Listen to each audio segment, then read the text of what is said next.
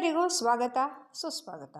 ಮೊನ್ನೆ ಬಿಜೆಪಿ ಲೋಕಸಭಾ ಸದಸ್ಯ ಅನುರಾಗ್ ಠಾಕೂರ್ ನಮ್ಮ सर सदन की जानकारी के लिए है सर, ಈ ಸಿಗರೇಟ್ ಅನ್ನು देश भर में ई सिगरेट बैन हो चुकी है। ಲೋಕಸಭೆಯಲ್ಲೇ क्या सदन में आपने ಸೇವಿಸುತ್ತಿದ್ದಾರೆ अलाउ ಎಂದು कर दी है? ಆರೋಪಿಸಿದರು. ಅದಕ್ಕೆ ತಕ್ಷಣ ಸ್ಪಂದಿಸುತ್ತಾ ಸಭಾಧ್ಯಕ್ಷ ಓಂ ಬಿರ್ಲಾರವರು ಇದರ ತನಿಖೆ ನಡೆಸಿ ಕಠಿಣ ಕ್ರಮ ತೆಗೆದುಕೊಳ್ಳುವುದಾಗಿ ತಿಳಿಸಿದರು.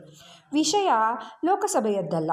ನಮ್ಮಲ್ಲಿ 90% ಜನರಿಗೆ ಈ ಸಿಗರೇಟ್ ಅಂದರೆ ಏನು, ಯಾತಕ್ಕಾಗಿ ಇದೆ, ಹೇಗೆ ಕೆಲಸ ಮಾಡುತ್ತೆ, ಯಾವಾಗ ಬ್ಯಾನ್ ಮಾಡೋದು ಅನ್ನೋದ್ರ ಜೊತೆಗೆ ಈ ಸಿಗರೇಟ್ ಅಂತ ಒಂದು ವಸ್ತು ಇದೆ ಅನ್ನೋದೇ ಗೊತ್ತಿಲ್ಲ.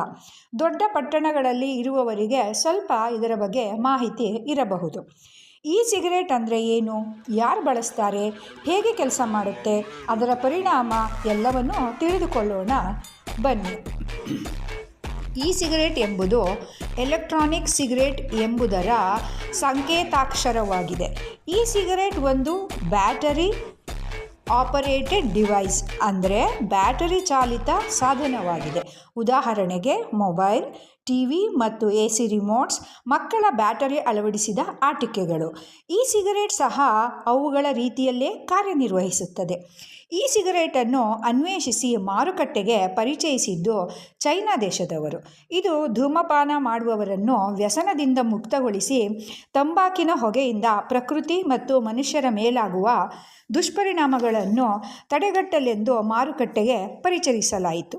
ಹಳೆಯ ತಂಬಾಕಿನ ಸಿಗರೇಟಿಗೆ ಬೆಂಕಿ ಹಚ್ಚಿ ಅದರಿಂದ ಹೊರಹೊಮ್ಮುವ ಹೊಗೆಯನ್ನು ಜನ ಸೇವಿಸಿದರೆ, ಈ ಎಲೆಕ್ಟ್ರಾನಿಕ್ ಸಿಗರೇಟ್ಗೆ ಯಾವ ಬೆಂಕಿಯೂ ಬೇಕಿಲ್ಲ.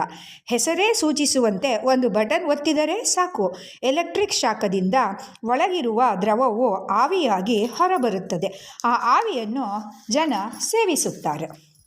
ಆದ್ದರಿಂದ ಇದನ್ನು ವೇಪರ್ಸ್ ಅಂತಲೂ ಕರೆಯುತ್ತಾರೆ. ಇದು ನೋಡಲು ಒಂದು ಪೆನ್ ಅಥವಾ ಪೆನ್ ಡ್ರೈವ್ ಮಾದರಿಯಲ್ಲಿ ಇರುತ್ತದೆ. ಹಲವು ಬಣ್ಣ, ಡಿಸೈನ್ಗಳಲ್ಲೂ ಲಭ್ಯವಿದೆ. ಇವುಗಳನ್ನು ಮರುಬಳಕೆ ಸಹ ಮಾಡಬಹುದಾಗಿದೆ. ಈ ಸಿಗರೇಟ್ ಒಳಗೆ ನೋಡುವುದಾದರೆ 3 ಭಾಗಗಳಿವೆ.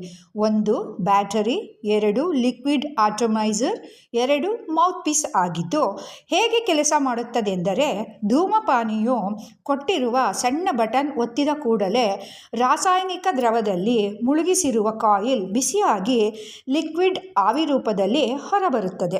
ಆ ಆವಿಯನ್ನು ಧೂಮಪಾನಿ ಸೇವಿಸುತ್ತಾನೆ. ಆಟೋಮೈಸರ್